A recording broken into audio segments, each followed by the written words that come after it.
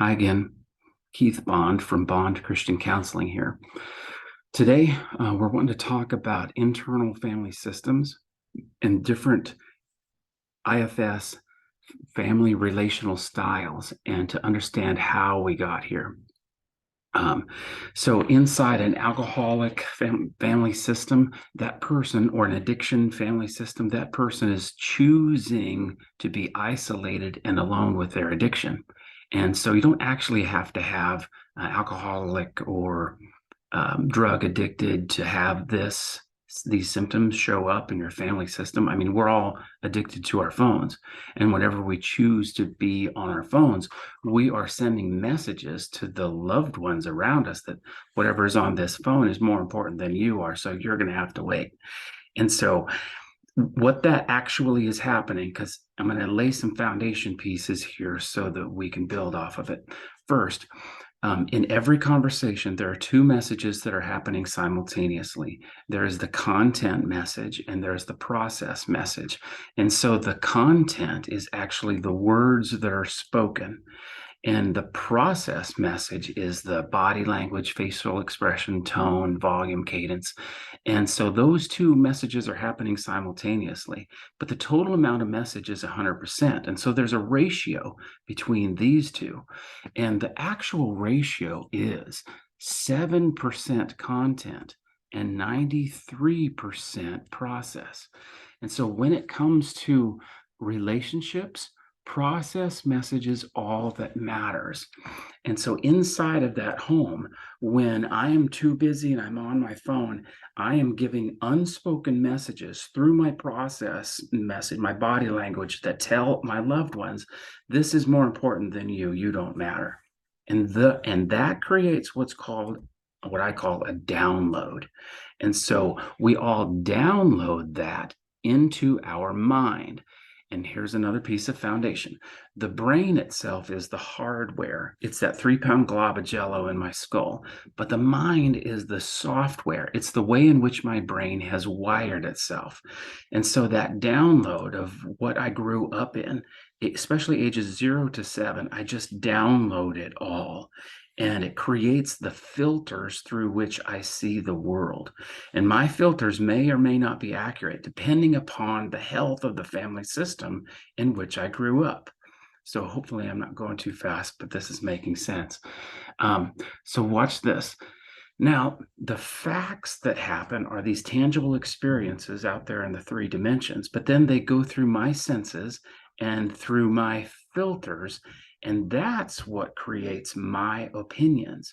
And my opinions are what creates my perception of the reality.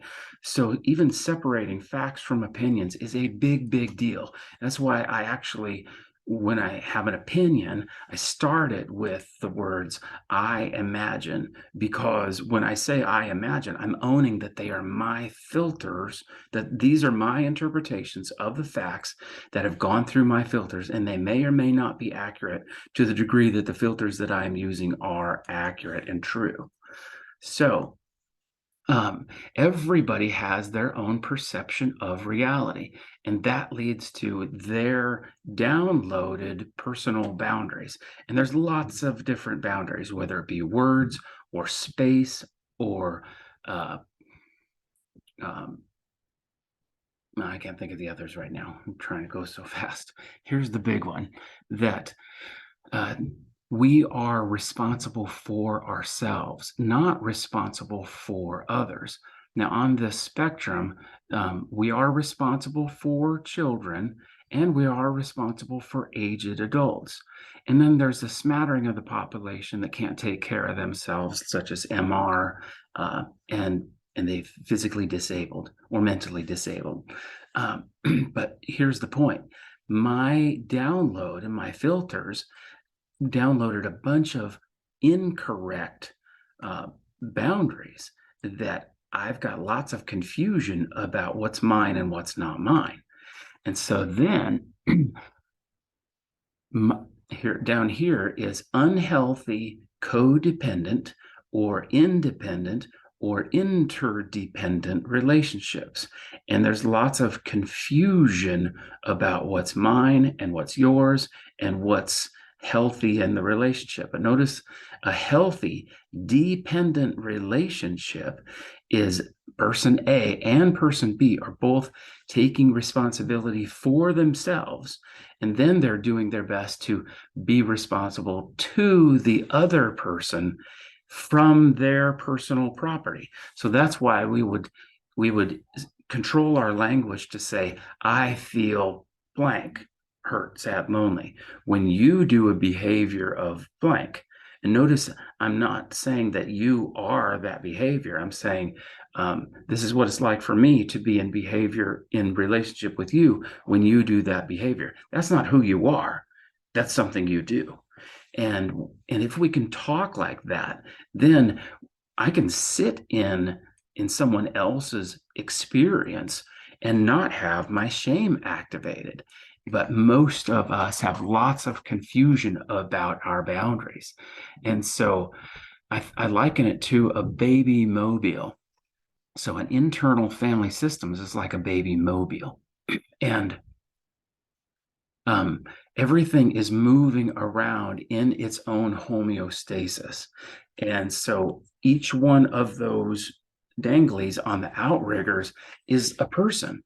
And so when I start to change, if I go to counseling and I get flicked and I start spinning, and then the family system starts to apply pressure of Keith, what are you doing? Don't do that. Do what you do. Hey, Keith's not doing what, yeah, Keith, do what you're supposed to do. Why? Because that's the way we do it. And that's as much reasoning as we actually have. And and so the family system will actually apply pressure for you to get back into the homeostasis of how we're supposed to do things. And and when I got all of that confusion inside of my download, then these characteristics or these traits begin to show up. And this is called adult children of alcoholic. And so this is a laundry list of some of the common traits that adult children display: isolation, approval seeking, low self esteem, fear of abandonment, victim viewpoint, judgmental behavior, lying, inconsistency, fear of authority, difficulty maintaining intimate relationships, overreaction to change, impulsive behavior, denial, and then their own substance abuse disorders. And so we have to study this because I am responsible for me, but these younger parts of me don't want to be responsible for me. And right now, if I don't know my story, then I'm actually going to have contempt for the younger parts of me, and I don't like them. But I can guarantee you this, that you're holding on to that little teddy bear because that's the way that we do things. But God has something far greater in store for you. If you do your part, which is to remain open and honest and willing, and then you have to let go of the results. You have to give it to the process and surrender to the process, which is good, orderly direction. And then you trust God as He refine you and reveal to you what comes up. Whew, that was a lot. So maybe you'll watch it again, and I hope it blessed you. Have a great day. Bye.